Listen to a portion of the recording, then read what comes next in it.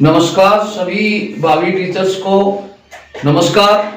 और जैसे हमें सुचारू रूप से चल रहे थे, छंदों का विवरण हमने देखा, मात्रिक छंद देखे, वर्णिक छंद देखे, उनके भेद देखे, सम देखे, अर्ध सम देखे, विषम देखे। और अब हम चलते हैं अलंकार की तरफ। देखिए, जो अलंकार वाला पार्ट है, अलंकार क्या है, अलंकारों की परिभाषा किस किस ने दी है, अलंकारों के भेद कितने होते हैं, उसी प्रकार हमें ये देखते हैं क्रम वाइज। चलो, आप सभी का स्वागत है। लीजिए अलंकार। देखो, अलंकार जो शब्द है, अलंकार शब्द बना है अलम धनकार। अलम यानी होता है शोभा और कार यानी करने वाला, अर्थात अलंकरोति इति अलंकार है, अर्थात जो शोभा करता है वही अलंकार है। और मुख्य चीज इसके जो प्रवर्तक इसके हैं भामह है। अलंकार संप्रदाय के जो प्रवर्तक है वो है भामह है। और अलंकार का शाब्दिक अर्थ होता है अलम यानी शोभा, कार यानी करने वाला। इसी प्रकार से अलंकार का अगर हम ऐसे देखें, जिस प्रकार से आप देखते हैं दुकान में जो सामान को सजा करके रखते हैं वो भी एक अलंकृत करना ही है। जैसे हमें बालों में कंघी करते हैं वो भी एक अलंकार ही है। इसी प्रकार से जैसे आपने देखा होगा, कोई भी किसी दुकान के अंदर जो भी चीज जिस प्रकार से जचा करके रखता है वह अलंकार का मतलब होता है शोभा करना। जिस प्रकार से एक स्त्री की शोभा उसके कई आभूषणों से होती है, उसी प्रकार से अलंकार भी हमारे काव्य को सजाते हैं, काव्य की सजावट करते हैं। तो इनके लिए अलग अलग विचारकों ने अपने अपने विचार दिए हैं। तो देखो, जो मोस्ट है उनके विचार देखते हैं हम। आचार्य दंडी ने इसके बारे में कहा है, काव्य शोभा करान धर्मान अलंकार प्रच्छेते, अर्थात काव्य की जो शोभा करने वाला धर्म है वह अलंकार कहलाता है। कौन कहता है? आचार्य दंडी। काव्य की शोभा करान धर्मान, अर्थात जो काव्य की शोभा करता है वही अलंकार है। ये तो किसने दी है? दंडी ने परिभाषा दी है। नंबर दूसरे में देखो, विश्वनाथ ने अलंकार की परिभाषा दी है, कटक, कुंडल, हार आदि आभूषण कामिनी की जिस प्रकार से शोभा बढ़ाते हैं, जिस प्रकार से कामिनी यानी स्त्री की शोभा बढ़ाते हैं आभूषण, उसी प्रकार से अलंकार है वह काव्य को और आकर्षित बनाते हैं, सुशोभित करते हैं, शोभायमान करते हैं। ये किसने दिया? विश्वनाथ ने क्या कहा है? कटक, कुंडल, हार आदि कामिनी की शोभा बढ़ाते हैं, उसी प्रकार से अलंकार काव्य की शोभा बढ़ाते हैं। चलो, तीसरे नंबर में आचार्य रामचंद्र शुक्ल को देखते हैं। आचार्य रामचंद्र शुक्ल क्या कहते हैं? बाहुओं को उत्कर्ष दिखाने व वस्तुओं के रूप, गुण और क्रिया का अधिक तीव्र अनुभव कराने में कभी कभी सहायक होने वाली उक्ति क्या कहलाती है? अलंकार कहलाती है। कौन कहते हैं ये बात? आचार्य Ramchandra Shukla. Really very important है ये। बाहुओं को उत्कर्ष, ये चीज याद रखनी है इसमें। उत्कर्ष, बाहुओं को उत्कर्ष दिखाने व वस्तुओं के रूप और गुण और क्रिया का अधिक तीव्र अनुभव कराने में कभी कभी सहायक होने वाली उक्ति क्या कहलाती है? अलंकार कहलाती है। किसके अनुसार? आचार्य रामचंद्र शुक्ल के अनुसार। इसी प्रकार से नेक्स्ट चलते हैं। अरस्तु जो विचारक हुआ है, उन्होंने भी देखो इसके बारे में कहा है, भाषा को लोक सामान्य के स्तर से ऊपर उठाने वाले धर्म को, भाषा को लोक सामान्य के स्तर से ऊपर उठाने वाले धर्म को क्या कहते हैं? अलंकार कहते हैं। किसके अनुसार? अरस्तु के अनुसार। चलो नेक्स्ट चलते हैं। केशवदास ने बहुत सुंदर परिभाषा दी है। केशवदास कौन सा? सूर तुलसी शशि उड़गु केशवदास, अब के कवि खदोत समझहत है करत प्रकाश। सूरदास जी को सूर्य के समान, तुलसीदास जी को चंद्रमा के समान और केशवदास को नक्षत्रों के समान बताया है, वही नक्षत्र है ये। केशवदास ने क्या कहा है? यद्यपि सुजाति अच्छी जाति में, सुलक्षणों वाली अच्छे लक्षणों वाली, सुवर्ण अच्छे वर्ण में, सरस सुवृत भूषण विनोद विराज ही कविता बनीता। जिस प्रकार से अच्छे कुल की हो, सुलक्षणों वाली हो, अच्छे रंग रूप वाली हो, बिना आभूषणों के जिस प्रकार से स्त्री सुशोभित नहीं होती, उसी प्रकार से कविता भी बिना अलंकारों के सुशोभित नहीं होती। किसने कही है ये बात? केशवदास ने। अर्थात जिस प्रकार से एक सुंदर स्त्री अच्छे कुल से हो, अच्छा वर्ण हो, अच्छा रंग रूप हो, लेकिन जिस प्रकार से आभूषणों के बिना वह सुनी है, अर्थात आभूषणों के बिना वह सुशोभित नहीं होती, उसी प्रकार से कविता भी बिना अलंकारों के सुशोभित नहीं होती। किसने कही है? ये केशवदास ने कही है। अब देखो, ये हमने ये इनके बारे में जो विचारकों ने कहा वो चीजें देखी, एक बार पुनरावृत्ति करते हैं। क्या कहा आचार्य दंडी ने? क्या कहा? काव्य शोभा करान धर्मान, अर्थात काव्य की शोभा करने वाला धर्म अलंकार कहलाता है। विश्वनाथ ने क्या कहा? कटक, कुंडल, हार आदि आभूषण कामिनी की शोभा बढ़ाते हैं, उसी प्रकार से अलंकार काव्य की शोभा बढ़ाते हैं। आचार्य रामचंद्र शुक्ल की 2-3 बातें पकड़ो। देखो, एक तो है उत्कर्ष, भावों को उत्कर्ष दिखाने व वस्तुओं के रूप गुण, उत्कर्ष रूप गुण और क्रिया का अधिक तीव्र अनुभव कराने में कभी कभी सहायक होने वाली उक्ति क्या कहलाती है? अलंकार कहलाती है। किसने कही है ये बात? आचार्य रामचंद्र शुक्ल ने कही है। इसी प्रकार से अरस्तु ने बहुत छोटे शब्दों में कहा है क्या? भाषा को लोक सामान्य के स्तर से ऊपर उठाने वाला धर्म क्या कहलाता है? अलंकार कहलाता है। केशवदास ने कही दिया सुलक्षणी, सुवर्ण वाली, अर्थात जिस प्रकार से आभूषणों के बिना स्त्री की शोभा नहीं होती, उसी प्रकार से कविता भी अलंकारों के बिना सुनी है। चलो जी, अब एक प्रश्न यहां पर बनता है अलंकारों की संख्या के बारे में। अलंकारों की संख्या पूछी जाती है, किसने कितनी संख्या बताई है? तो ये इंपॉर्टेंट प्रश्न बनता है। आचार्य भामह ने 38 अलंकार बताए हैं।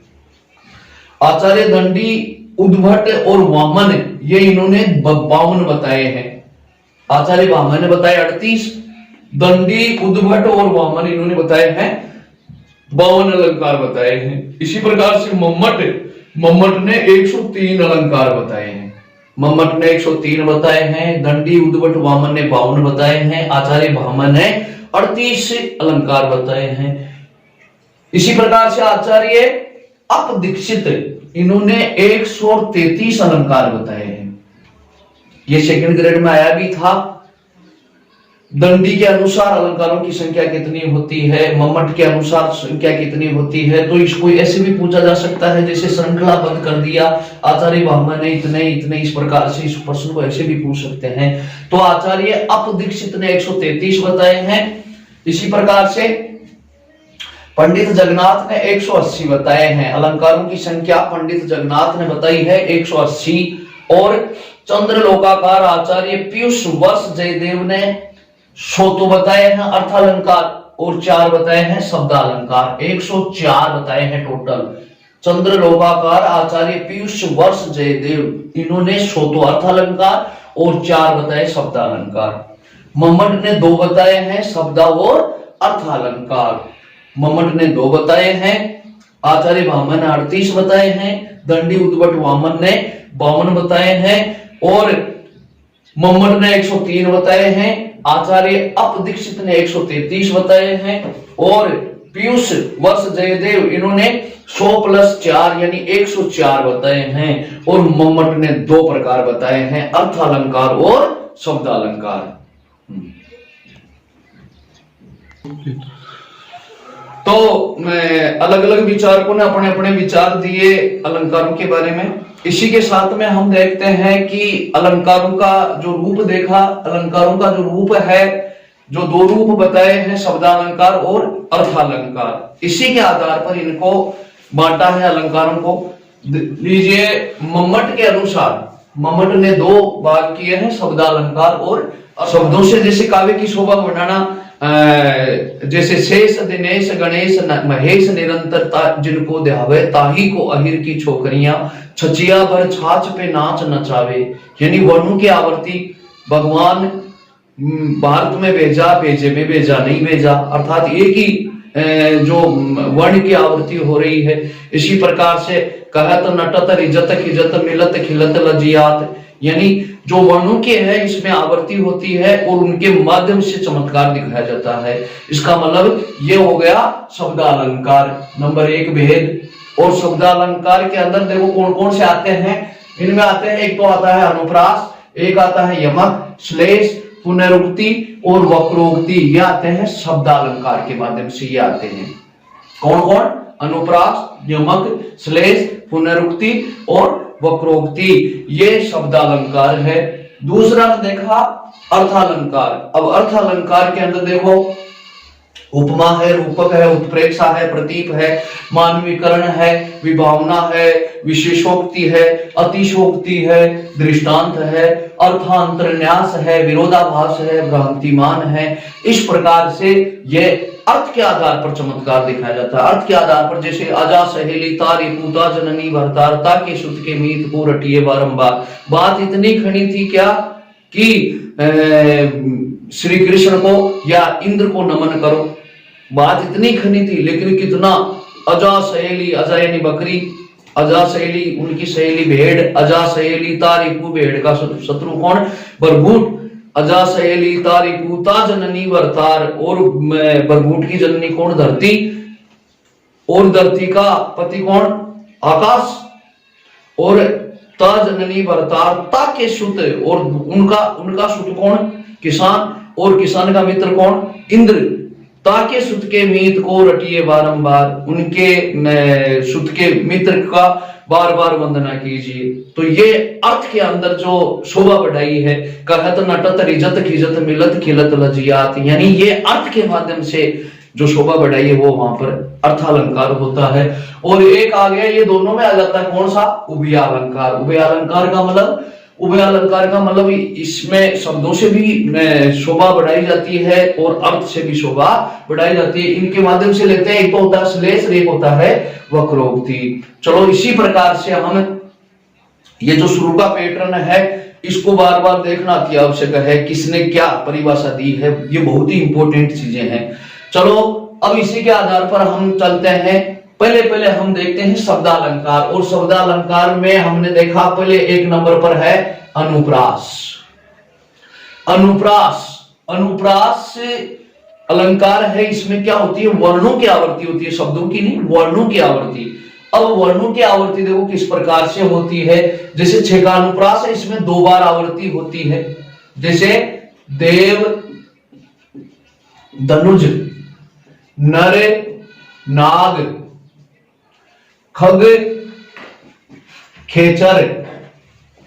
इस प्रकार से इनमें द आ गया, ये द आ गया, ये न आ गया, ये न आ गया, ये ख आ गया, ये ख आ गया। छह का अनुप्रास में क्या होता है? जिसमें वर्णों की आवर्ती 2 बार हुई हो, वहां छह का अनुप्रास अलंकार होता है। चलो जी नेक्स्ट देखते हैं हम वृत्तानुप्रास। वृत्तानुप्रास में क्या होता है? वृत्त की भांति, जैसे ये वृत्त है अर्थात इसमें आगे से आगे जो एक वर्ण है उसकी कई बार आवृत्ति होती है। जैसे भगवान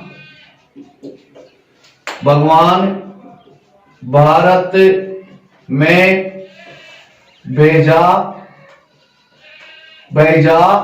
भेजे में भेजा नहीं भेजा। अब किसकी आवृत्ति हुई है? भय भय भय भय भय भय, यानी एक ही वर्ण की कितनी बार आवृत्ति हुई है। तो वृत्तानुप्रास में क्या होता है? एक ही वर्ण की बार बार आवृत्ति होती है। जहां पर 2 बार हो जाए वहां पर छह का अनुप्रास, जिसमें बार बार वृत्त की तरह है, जैसे बार बार आवृत्ति हो वहां पर वृत्तानुप्रास होता है। चलो तीसरे में देखते हैं श्रुति अनुप्रास। श्रुति अनुप्रास में देखो क्या होता है? जब श्रुति की आवृत्ति हो अर्थात कंठ, तालु, मुर्दा, दंत एवं ओष्ठ से उच्चरित होने वाले बहुत से वर्णों का क्या हो? प्रयोग हो। किस किस से?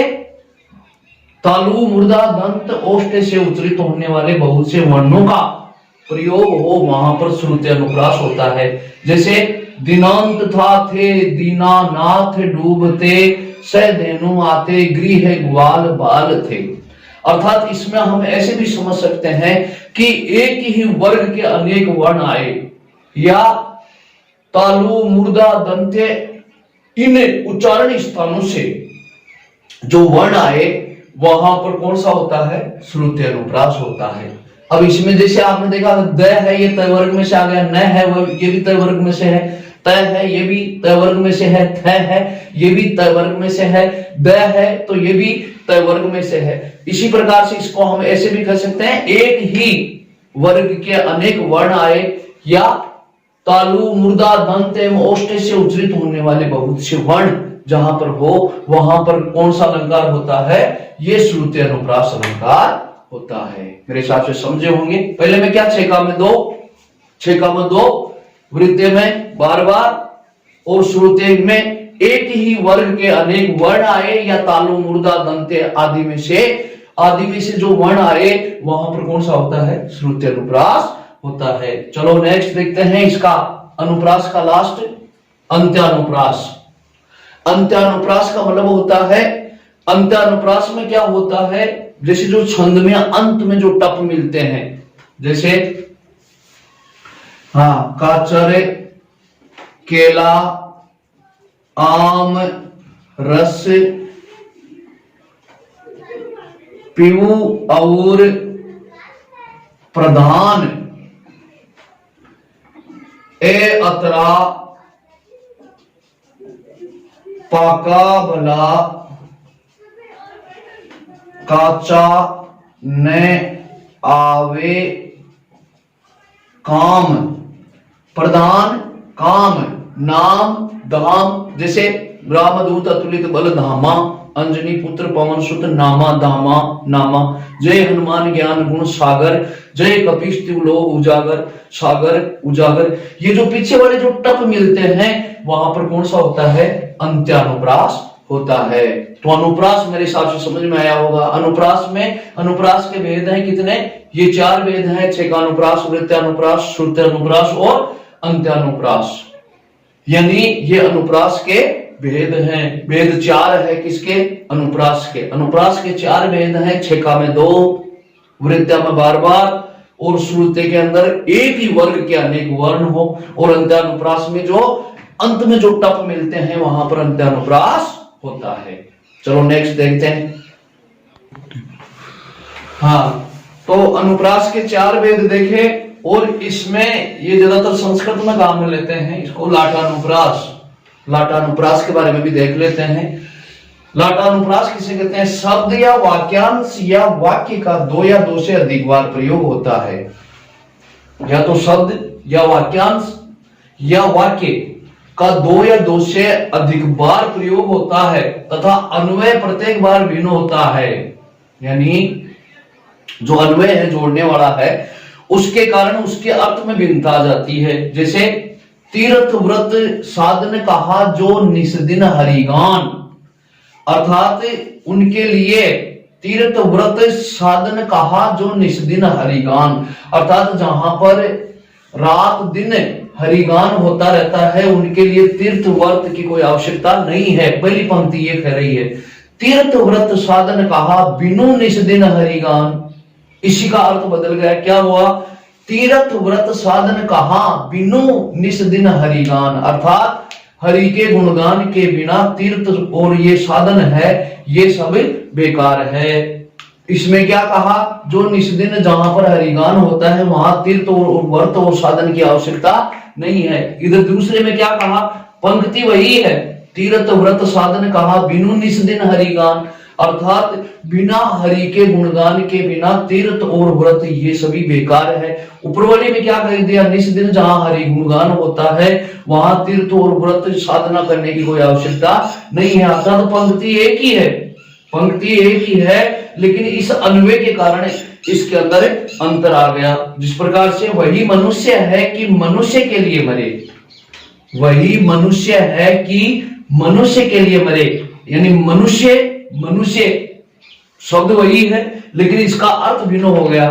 वही मनुष्य है अर्थात सच्चा मनुष्य वही है जो मनुष्य के लिए मरता है। यानी यही जो शब्द है यहां आकर के इस शब्द में जो परिवर्तन है, जहां पर ऐसा होता है वहां पर होता है लाटानुप्रास, अर्थात वह खून नहीं पानी, वो पानी है जिसमें जीवन नहीं, रवानी है, वह खून नहीं पानी है।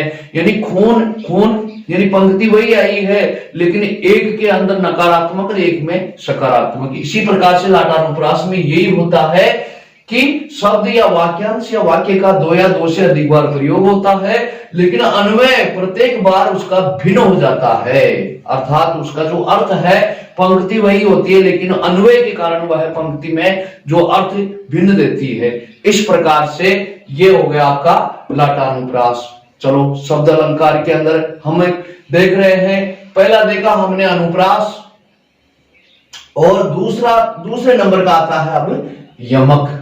चलो अनुप्रास देखा हमने, अब देखते हैं यमक। यमक में क्या होता है, कोई शब्द एक से अधिक बार प्रयुक्त हो किंतु अर्थ भिन्न भिन्न हो, यानी शब्द एक है लेकिन अर्थ जो शब्द है एक ही शब्द है, वह बार बार आया, 2 बार आया, 3 बार आया, 4 बार आया, लेकिन उस शब्द का अर्थ अगर भिन्न हो जाता है तो वहां पर कौन सा अलंकार होता है, यमक अलंकार हो जाता है। एक सदाबहार इसका उदाहरण है, जैसे कनक। कनक कनक यानी होता है सोनार, कनक यानी होता है दथुरा। कनक यानी सोनार, कनक यानी दथुरा, शब्द एक ही है लेकिन इनका अर्थ भिन्न हो गया। ते शोभनी मादकता अधिकाय, कनक यानी सोना और कनक यानी दथुरा। दथुरा और दथुरा है वो खाने से नशा होता है, और कनक यानी सोना, सोना पास में पाने से ही नशा हो जाता है। यानी एक जगह आ गया कनक यानी सोना, एक जगह कनक यानी दथुरा। दूसरे में देखो, पद से चल पद पाए।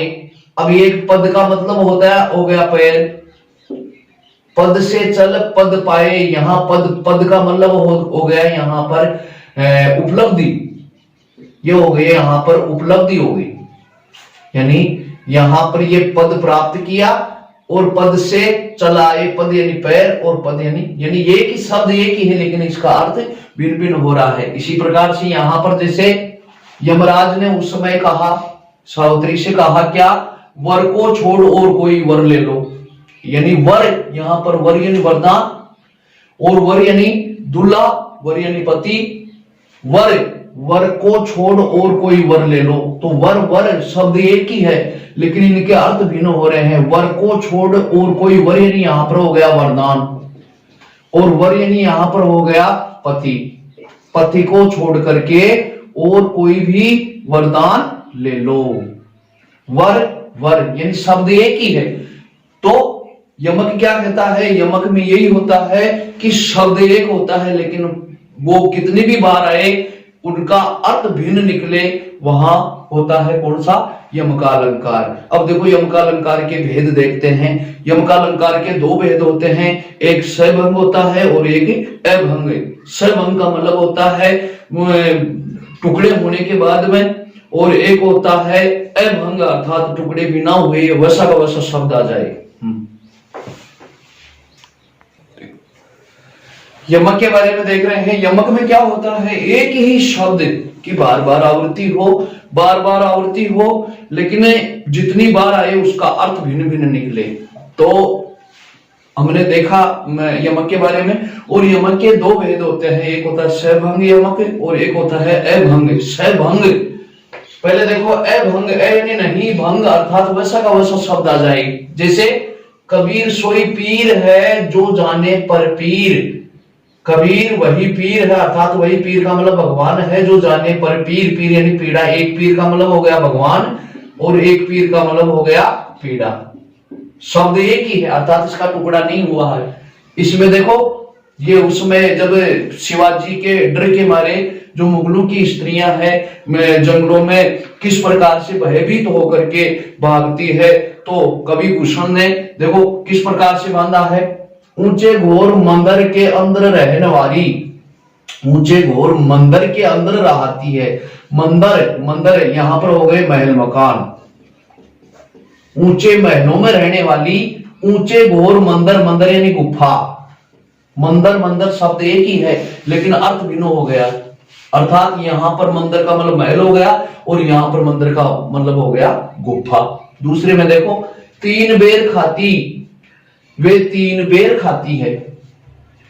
बेर शब्द में कोई भिन्नता नहीं है लेकिन अर्थ भिन्न हो गया। जो 3 बेर खाती थी यानी सुबह नाश्ता करना, दोपहर करना और शाम को लंच करना, ये 3 बार जो महलों में भोजन करती थी वो 3 बेर का मतलब होता है जो झाड़ी का फल, तीन बेर या फल खा करके, जो तीन फल खा करके गुजारा कर रही है, जो तीन बेर खाती थी, अर्थात जो बैलों के अंदर तीन बार खाया करती थी, वो तीन बेर अर्थात अल्प भोजन लेकर के।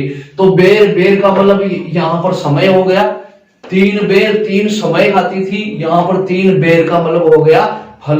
बेर बेर एक शब्द एक है, लेकिन इसका अर्थ भिन्न हो गया। इधर देखो, बीजन डुलाती तेवे बीजन डुलाती है, अर्थात बीजन डुलाती अर्थात जिनके कई प्रकार के पंखों से हवा की जाती थी, वे बीजन डुलाती है। बीजन यानी सुनसान जंगल में घूमती है।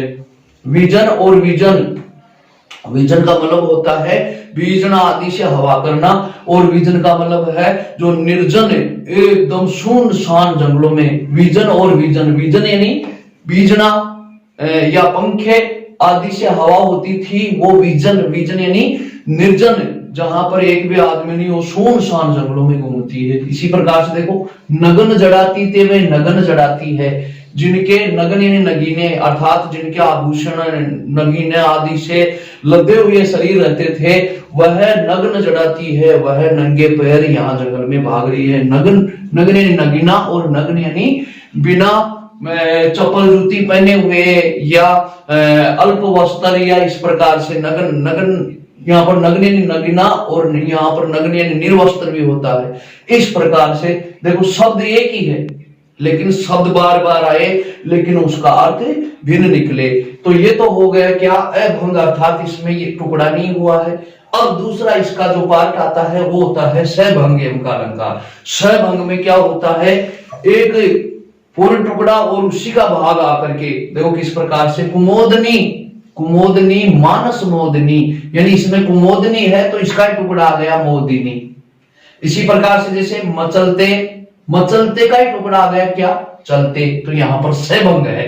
इसी प्रकार से पर्दे की इज्जत, पर्दे की इज्जत परदेसी के हाथ बिकानी थी, पर्दा और इसी का टुकड़ा होकर के यहां पर आ गया परदेसी।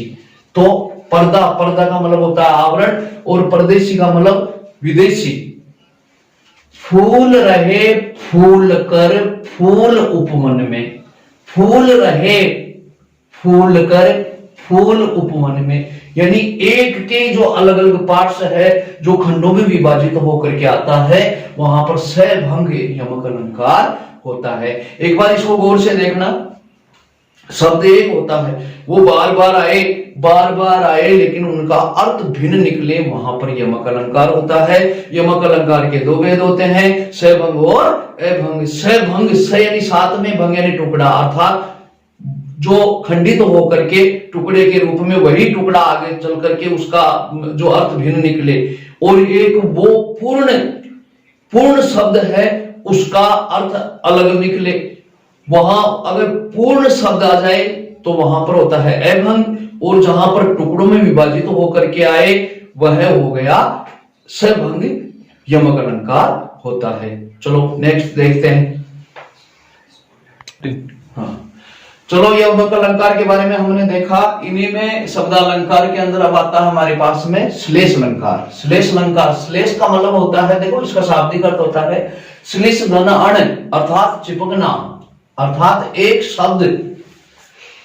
शब्द है वो प्रसंगानुसार या संदर्भानुसार एक ही शब्द का अर्थ भिन्न भिन्न जगह अलग अलग आए। जैसे रहीमन पानी राखिए बिन पानी सब सून, पानी गए न उबरे मोती मानुष चून। अब इसमें कौन है, मूल कौन है, पानी। अब पानी का अर्थ है, मोती में क्या हो गई, इसकी चमक हो गई। यही पानी है, मनुष्य में क्या हो गई, इसकी इज्जत हो गई। और चून में चून, पानी का पानी। इस प्रकार से प्रसंग के अनुसार या संदर्भ के अनुसार इसका अर्थ निकलता है। वहां पर कौन सा होता है, श्लेष अलंकार होता है। यमक में और श्लेष में ये गौर करने की बात है।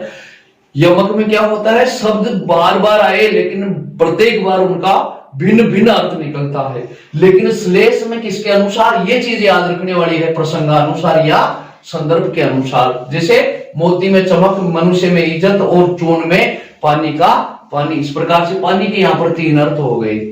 चलो इसके वही भेद, इसके दो भेद होते हैं। एक होता है अभंग, अर्थात बिना भंग हुआ, जैसे चरण धरत चिंता करत भाव नींद न सोर, सुवर्ण को ढूंढत फिरत। यहाँ पर ये सुवर्ण है, ये तीन जगह काम करेगा, कवि, कामी और चोर, ये तीन जगह काम करेगा। कैसे? सुवर्ण, कवि, कवि क्या सोचता है? सुवर्ण अर्थात अच्छा कोई शब्द या अच्छा कोई वर्ण देखता है। जैसे ये इसका जीता जागता उदाहरण है, जो हिमेश रेशमिया था वो चित्तौड़ गया था, पद्मिनी के महल के आगे लिखा हुआ था झलक, और उस झलक शब्द से उसने वो सॉन्ग बनाया था, कितना प्रसिद्ध हुआ था। कहने का मतलब कवि क्या ढूंढता है? अच्छा वर्ण ढूंढता है, अच्छा वर्ण या अच्छा शब्द ढूंढता है। कामी, कामी जो काम से अंधा हो, अर्थात ये क्या क्या ढूंढता है? अच्छा रंग रूप ढूंढता है। कौन? कामी। और चोर क्या ढूंढता है? चोर ढूंढता है सोना। अब देखो एक ही सुवर्ण है, लेकिन इसके तीनों जगह इसका अर्थ अलग अलग चिपका हुआ है। जहां पर एक ही शब्द का संदर्भ के अनुसार, उसके प्रसंग के अनुसार अर्थ निकले, वहां पर क्या होता है? वहां पर होता है श्लेष, श्लेष। और ये अभंग अर्थात इसमें भंग नहीं हुआ है। और दूसरा इसका भेद आता है सभंग श्लेष अलंकार। सभंग में देखो क्या होता है? सभंग में क्या होता है? एक शब्द के टुकड़े करने पर अलग अलग उसका प्रसंग के अनुसार उसका अर्थ निकले। चलो देखो, चिरजीवो जोरी क्यों न स्नेह गंभीर, को गठिए वृष भानुजा, ये एक शब्द है वृष भानुजा। अब इसका अर्थ टुकड़ा करने पर ही मिलेगा। जैसे वृष भानु प्लस जा, जा का मतलब जो वृष भानु की पुत्री है वो कौन? राधा। दूसरा अगर इसका टुकड़ा करते हैं वृषभ अनुजा, वृषभ, वृषभ यानी सांड होता है, अनुजा यानी उसकी वो अनुजा, अनुज एक तो होता है अनुज यानी पुत्र, अनुजा यानी पुत्री, अर्थात सांड की जो पुत्री है, वृषभ बैल की जो पुत्री है, वह वो क्या हो गई? गाय। इसी प्रकार से आप इसके और टुकड़े करते हैं, वृष भानु जा।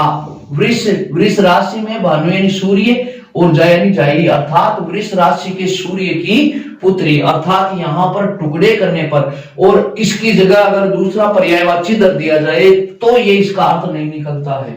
अर्थात यहाँ पर यही शब्द काम आएगा जो सभंग हो करके जिनका अलग अलग अर्थ काम आए। चिर जीवो, लंबे समय तक जीने जीवो, जोड़ी जुड़े अर्थात जिनकी जोड़ी जुड़ी रहे, क्यों न स्नेह गंभीर, उनमें प्रेम गंभीर क्यों नहीं रहेगा? क्योंकि वो को घटिए वृष भानुजा, वे हलदर के वीर। हलदर, हलदर कौन? बलराम, वो तो हलदर के वीर हैं। और वो वृष भानुजा अर्थात वह वृष भानु, वृष भानु की पुत्री है कौन? राधा। अब देखो एक ही जो शब्द है इसके कितने अर्थ हो गए। तो जहां पर टुकड़ों में विभाजित तो होकर के अर्थ निकले वहां पर होता है सभंग श्लेष अलंकार। अभंग और सभंग, सभंग में टुकड़ों के माध्यम से हम इसका अर्थ निकालते हैं, जबकि अभंग के अंदर शब्द वो वैसा का वैसा रहता है और वो शब्द है अलग अलग जगह कार्य करता है।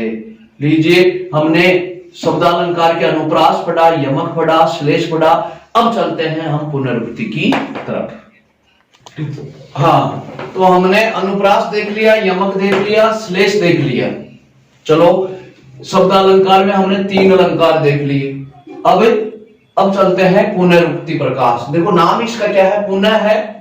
पुनरुक्ति ऐसी उक्ति जो बार बार आई, पुनः है वही उक्ति आ जाएगी। जैसे रिमझिम मेहा बरसे, यानी एक पंक्ति। अब आप देखते कई कई शब्द ऐसे हैं उनको 2 बार बोलना ही पड़ता है। मैं चलते आ गया, चलते नहीं होता, मैं चलते चलते आ गया। वह भीगते भीगते भीग गया, वह डरते डरते डर गया, वह नाचते नाचते नाचने लगा, वह खाते खाते खाने लगा, वह गाते गाते गाने लगा। यानी जहां पर पुनरुक्ति होती है, फूल फूल खुशबू छाई, चलते चलते कदम रुक से गए। जहां पर एक ही शब्द की आवृत्ति होती है वहां पर होता है कौन सा? पुनरुक्ति प्रकाश। ठीक है, शॉर्ट सा है। चलो नेक्स्ट देखते हैं वक्रोक्ति। चलो इसका टुकड़ा करो। वक्र धन उक्ति, ऐसी उक्ति जो टेढ़ी मेढ़ी हो। टेढ़ी मेढ़ी का मतलब अगला कहना क्या चाहता है? श्रोता पर, वक्ता का श्रोता पर जो अलग प्रभाव पड़े।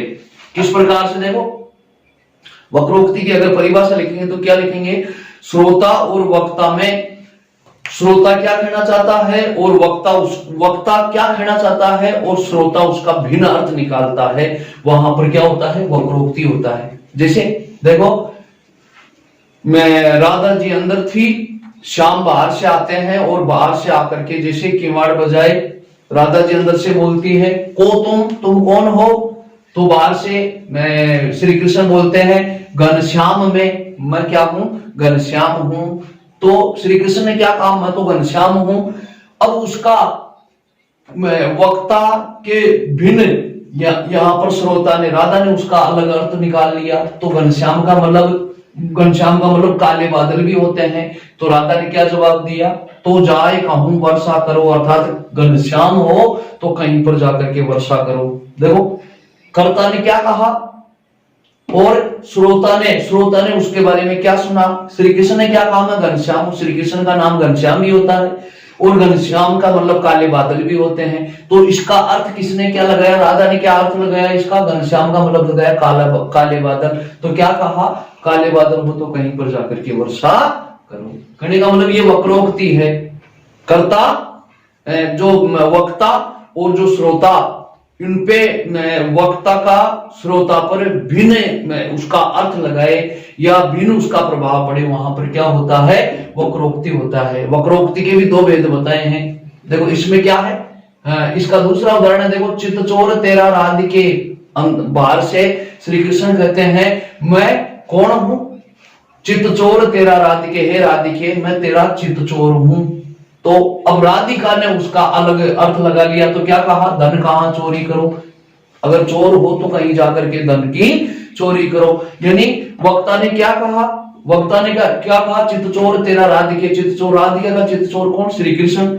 लेकिन राधिका ने उसका अलग अर्थ लगा लिया, क्या, धन कहां चोरी करो, अगर चोर हो तो कहीं पर जाकर के चोरी करो। तो यानी वक्रोक्ति में क्या होता है, अगला जो वक्ता है, वक्ता का श्रोता पर अलग प्रभाव पड़े, अर्थात वक्ता बोलना क्या चाहता है और श्रोता उसका क्या अर्थ लगाना चाहता है, क्या अर्थ लगाता है, वही होती है क्या, वक्रोक्ति। और वक्रोक्ति के दो भेद बताए हैं, एक होता है श्लेष वक्रोक्ति, श्लेष वक्रोक्ति। श्लेष के बारे में हमने देखा था, चिपकने वाला अर्थ, यानी शब्द का प्रसंगानुसार किस प्रकार से। तो श्लेष वक्रोक्ति होती है, उसके अंदर क्या होता है, को तुम कौन हो, हरि प्यारी, मैं कौन हूं, हरि। श्री कृष्ण ने क्या कहा, मैं हरि हूं। इहा वानर को क्या काम, तो हरि का मतलब बंदर भी होता है। तो राधा क्या कहती है, यहाँ पर बंदर का क्या काम, अर्थात हरि के 50 अर्थ निकलते हैं। हरि का अर्थ होता है सांप भी होता है, मेंढक भी होता है, पानी भी होता है, बंदर भी होता है, विष्णु भी होता है। तो यहाँ पर वक्ता का जो श्रोता ने क्या अर्थ लगाया, को तुम कौन हो, तो हरि प्यारी मैं हरि हूं। तो हरि का यहाँ पर राधा ने क्या अर्थ लगाया, हरि का लगा लिया वानर। इहा वानर का क्या काम, तो राधा ने कहा वानर का यहाँ पर क्या काम है। तो ये क्या हो गया, श्लेष वक्रोक्ति। श्लेष वक्रोक्ति में क्या हुआ, उसके अर्थ के अनुसार जो वक्ता बोला, श्रोता ने उसका अलग अर्थ निकाला। चलो नेक्स्ट देखो, इसका क्या है, काकु वक्रोक्ति। काकु वक्रोक्ति में क्या होता है, वक्ता के कथन का कंठ ध्वनि के कारण श्रोता भिन्न अर्थ लगाता है। किसके कारण, कंठ ध्वनि के कारण श्रोता इसका भिन्न अर्थ लगाता है।